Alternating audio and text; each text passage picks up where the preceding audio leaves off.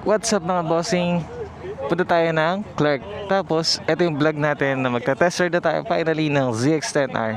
Thank you kay Boss Dos J dahil papatesting niya sa atin yung kanyang ZX-10R. Grabe. May tutuwa si Kuya Ever neto, sila Boss Max na dati nangangarap lang tayo mag NK400. Nakabili tayo ng sariling big bike, 450NK. Nakapag-try ng maraming big bike, tapos nakabili ng Z1000. Nakapag-try ng ZH2. Shoutout kay Sir Richard. Ito yung mga bike na dala natin. Z1000 ko. ZX10R na ibablog natin. Tapos Bistro 1000 ni Boss J-Tol. Nagamit na natin yan. ZX4RR ni Boss JMSB. Nagamit na rin natin sa vlog yan. Itong 675SR ni Boss Joseph. Hindi natin nagamit pero isang version nito yung kay Boss Daniel. Nagamit na rin natin. MT-07 ni Boss Darby. Nakapag-try na tayo MT-07. Okay. Hindi ko nga lang na-vlog yun. Nakurap yung file nun. At yun, may hinihintay lang kami. XSR 900. Tapos, gora na.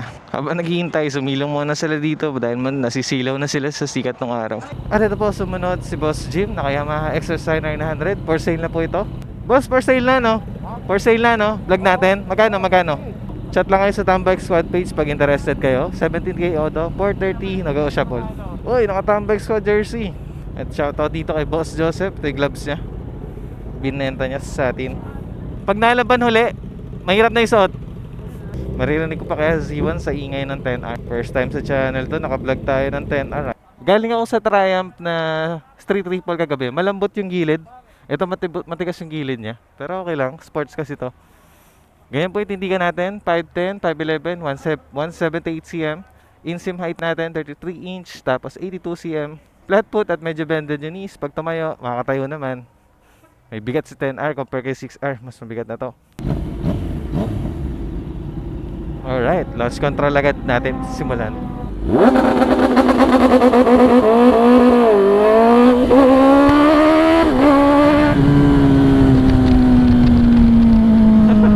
Sarap.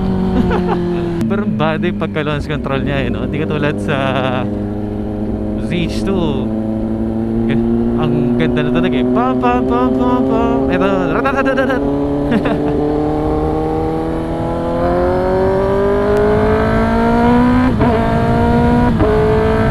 Laking bagay nito, double bubble. Kahit di ako medyo nakayuko. Uy, kamusta guys? Naka ZX10R tayo.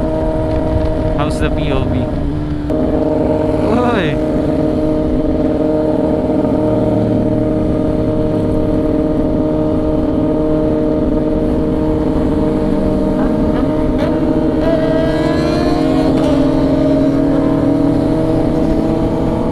kay 10R ngayon.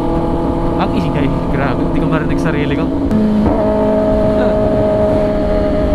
Pogi oh. Mas masarap yung mag-grip ng tangke dito sa 10R.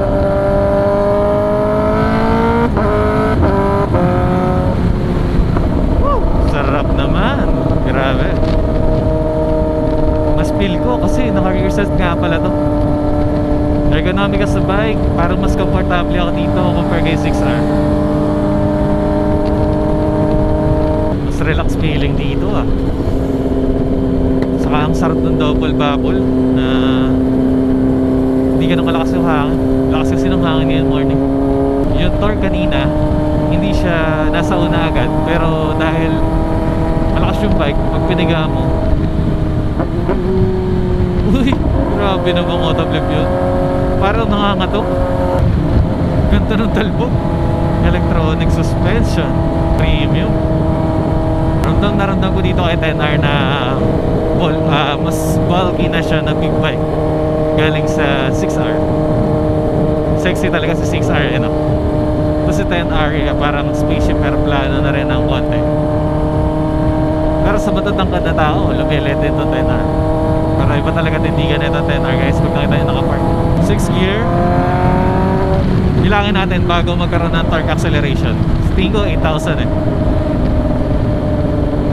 Kasi usually sa lahat ng motor sasakyan, pag 6 gear wala masyadong torque yan, diba? Ito testing, bigay natin kalahati. Pero ako, ilagay nyo to ng first gear 160 yata ang first gear nito, 180. Aangat na talaga na ito. Pero puta, smooth lang yung pag-angat kanina galing sa launch control. watch out. Talbog, okay. Position, okay. Power. Ako po, okay na okay to. Yung ingay, sobra. May humps dito kaya di sila nagbibirahan eh. Doon pa after.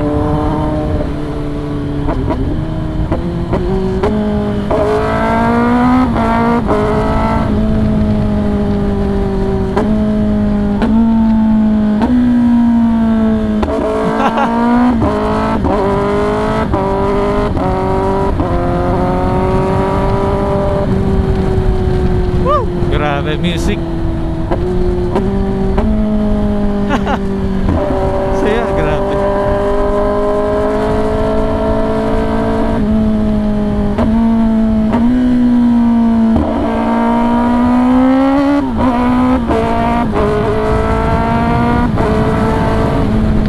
Gawin nga natin yun from 6th gear to 4th gear mamaya.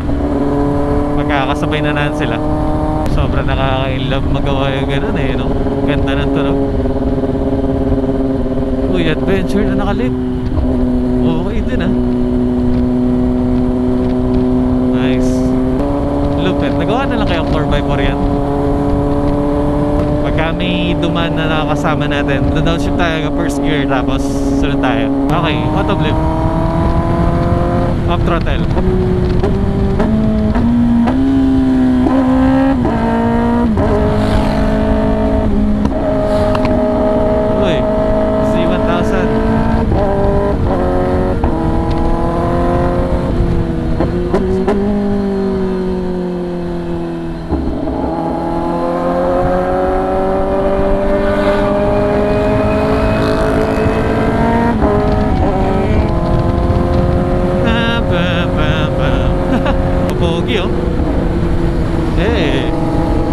Natin nagagawa yung ganong pam pam pam kasi lagi tayong above 4,000 RPM sa takbo natin dito.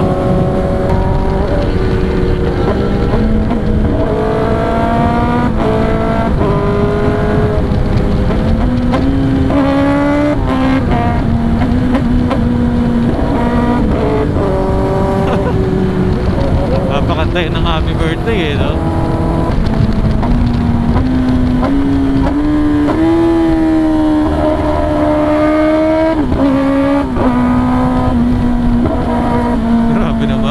Naked bike yung CH2, super naked. Hindi natin sa LX nesting kahit naman natin lalo yung torque nun. Itong 10R kilala na hindi ganun ka-torque sa early RPM, sa gitna pa, parang CH2 din. Pero kung papakaramdaman ko rito yung ginagawa ko sa 10R ay sa CH2, aangat talaga to. Sige, mauna ka ng konti sa pickup pero guguhin na ka nito. 4th gear, lumulundag-lundag. Yoy!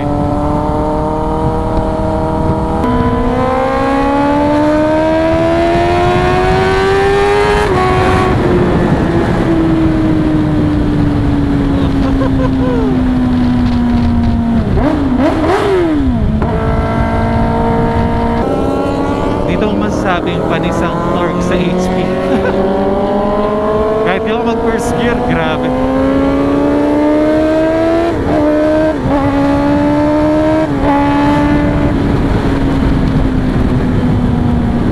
Medyo mag-aral lang yung nararamdaman ko na hinahatak-hatak niya yung shifter. Baka dahil di naka-tune doon, nag-hesitate siya.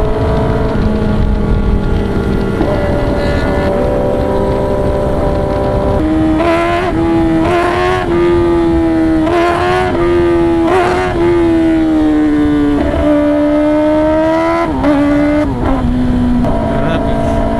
Wala na yata ako pa din nag-alter na ride na to. Uy, pupogi nyo ah.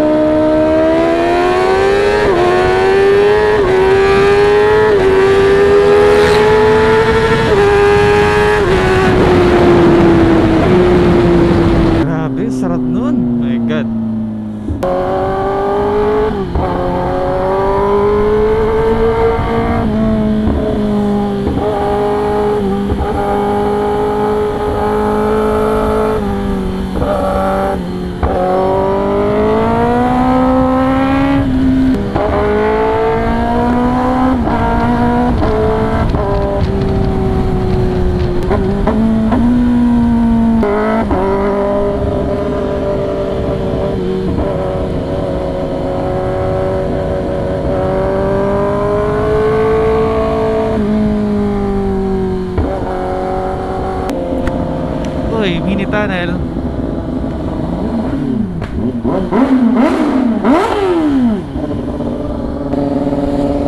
Uy! Pero po ito. Thank you.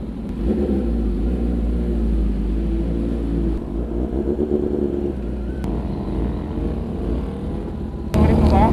Sulit mo? Ganda na tulog sa ano? Kanin. Kayo nakakatulog na ano? Ano? Busy mo na?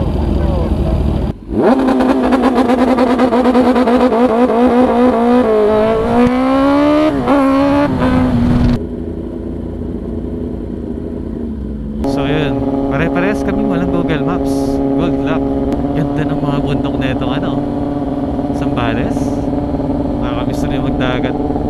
Grabe, solid ng bike na to.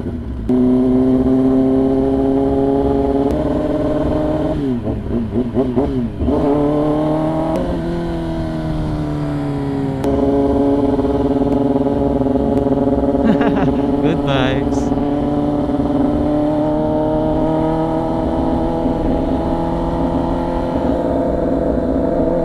Lumagpas. Madaya, laging nasa silong.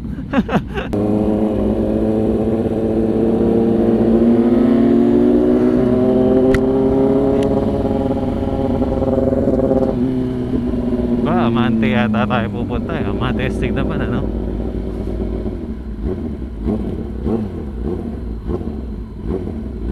Parang sarado. Wala na akong marinig, nabingi na ako. Ang ingay. Nakita mo nag-wiggle pag umarangkada, nagla-launch control. Hindi, umaangat yung gulong sa harap. Oh? Kaya nag-wabol. Mag-aang kasi. Ano kaya yung linya? Check mo. First time ko na dito, napapanood ko na ito kala Torky. Uy, grabe naman, napaka-pogi naman ang XR na yun. Tapos, eto po yung Amante. Clark North tayo nag-exit. Clark South, pabalik dito. Ganda dito sa Clark, dami spot. At yan, dito tayo sa Amante. Wow, galing. Dating napapanood mo lang ng mga spot sa breakfast ride nila Torky, nila Read for Speed. Napupuntahan na natin, oh. Solid. Diyan tayo nag-park. Uy, baka pwede magdikit. Push trigger.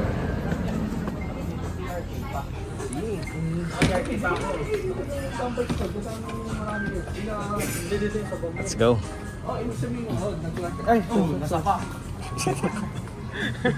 Mamaya yung gas mo. Ginanon yung Ang gas mo daw. Naka-video ba yan? Oo. Ang gas mo daw mamaya. Sa akin ka ang kasama yan. Hindi, masakit na yun. Bagay sa puting helmet ah. Okay pala pag puti yung pagdidikitan. Ito yung pinakamaliit. DMSV. Iyan oh. Iyan oh. Iyan oh. Grabe naman yan. Solid. Tapos na tayo kumain sa Amante. Papagas lang kami. Blinking na agad yung mga gas kasi nagsiwalwal. Pag-usapan natin yung feeling ko doon sa ZX-10R. Ngayon naka Z1000 na tayo. Hindi ako masyado nakapagsalita kanina kasi na-enjoy ko yung 10R. Tatawa si Boss J Toldat kasi dito siya sa akin eh.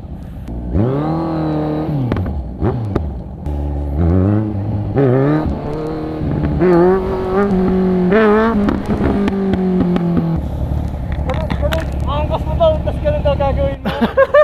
Sarap, grabe.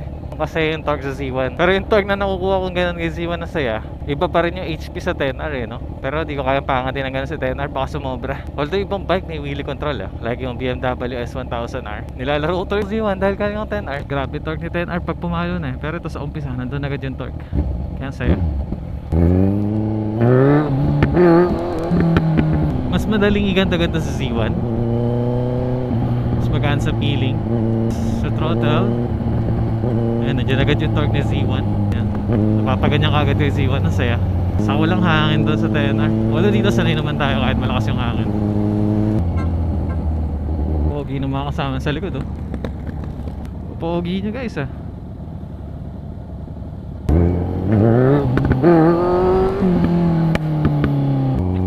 Ang gaan tuloy sa feeling ni Z1 iwas-iwas. Talagang street bike eh no. Hindi ko ito maganda si 10R pag mabagal. Pero sa lean, grabe yung balance ni 10R sa lean.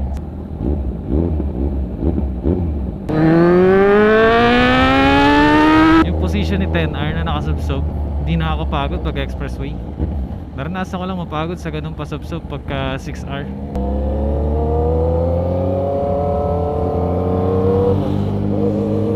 Tapos yung auto blip quick shift, grabe, saya. Thanks, boss season. Hindi ka rin maano yung gulong eh. Hindi ka rin siya pwedeng patakboy ng... Hatawin.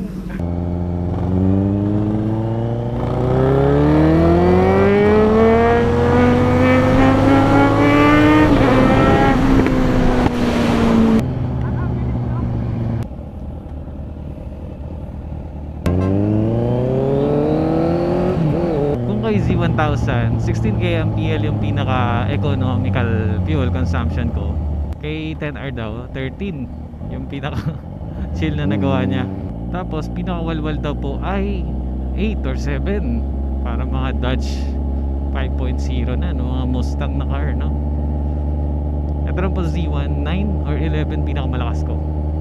So, kinukompute natin yan hindi para iyakan yung gas, kundi para pag nag-long ride tayo, makalkula natin yung mga layo ng gas station sa isa't isa.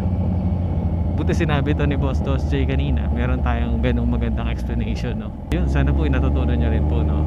Miles per liter yan, yes, pero computein pa rin natin para safe tayo sa mga long ride na hindi tayo matirikan at mawalan tayo ng gas. Mapang daily ba ang 10R? Hindi ko feel, di ako makapag second gear sa ganitong kalsada. First gear ka, babad eh.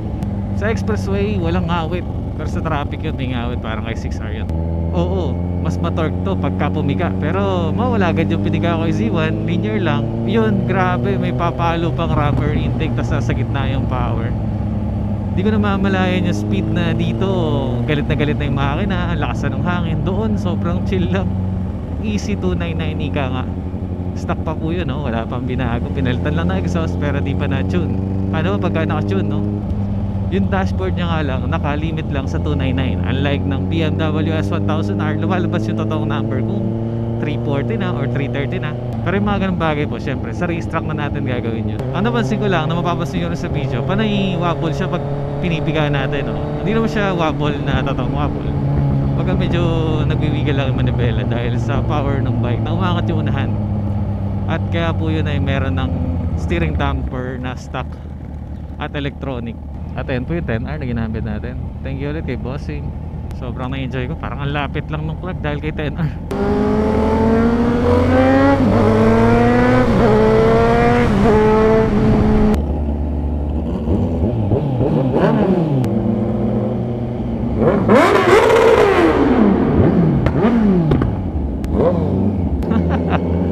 Grabe, bumomba yung 10R.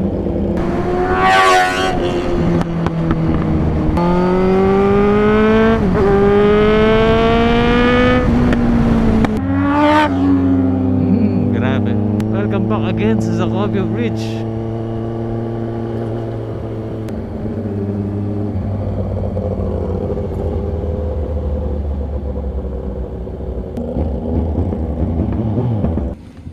Chill spot. Dito tayo ngayon sa Zacovia ulit. At ayun po, may mga dadaan, no?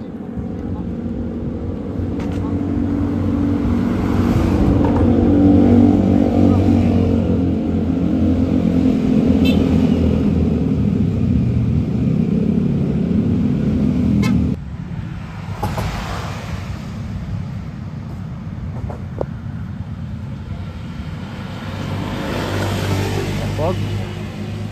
Tapo tayo ngayon dito. Swerte, makulimlim na nakapwesto tayo ah. No bossing, walang kainit-init. Asa isa kasama niyo dyan? Ayun. Sakto, umaraw. Let's go. As usual, dito na natin tatapusin ang ating vlog. Maraming salamat. Like, comment, share, and subscribe. See you on the next vlog.